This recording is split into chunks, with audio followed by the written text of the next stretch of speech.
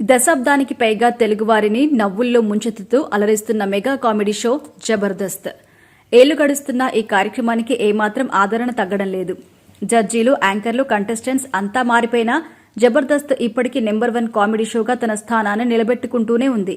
Telugu బుల్లితెరపై top టీఆర్పీతో ఈ కార్యక్రమం దూసుకెళ్తోంది. ఎప్పటిలాగే ఈ వారం కూడా జబర్దస్త్ ప్రోమోను రిలీజ్ చేసింది ఈటీవీ. జబర్దస్త్ షో ద్వారా ఎంతో మంది ప్రతిభావంతులు తమ ప్రతిభ నిరూపించుకొని బుల్లితెర, వెండితెరపై అవకాశాలు దక్కించుకొని హీరోస్గా, దర్శకులుగా, క్యారెక్టర్ ఆర్టిస్టులుగా, కమెడియన్స్గా వెలుగొందుతున్నారు. కొత్తగా ఈ షోకి కంటెస్టెంట్స్గా వచ్చిన వారు కొత్త రకం హాస్యంతో ప్రేక్షకులను కడుపుబ్బా నవ్విస్తున్నారు. తాజా ప్రోమో విషయానికొస్తే ప్రారంభంలో తాగుబోతు రమేష్, నూకరాజులు తన స్కిట్టుతో వస్తారు.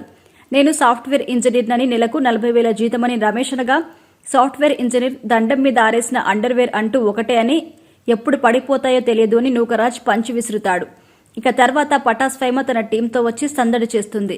టీ ఇవ్వమని అడగ్గా టీ అంటే క్యాపిటల్ టీనా లేక స్మాల్ టీనా అంటూ పంచిస్రగా అతని చెంప పగలగొడుతుంది ఫైమ.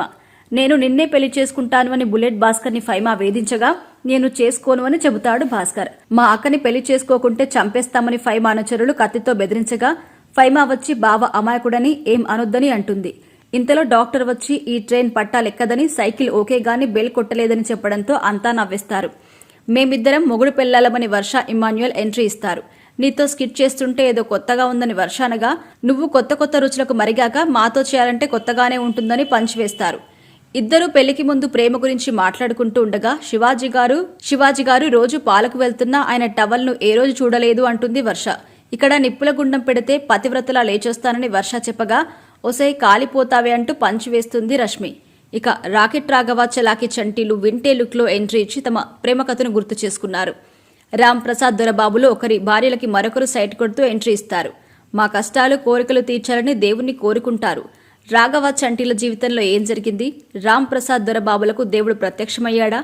వర్ష తన పాతివ్రత్యాన్ని నిరూపించుకుందో తెలియాలంటే ఈ వారం వరకు వెయిట్ చేయాల్సిందే.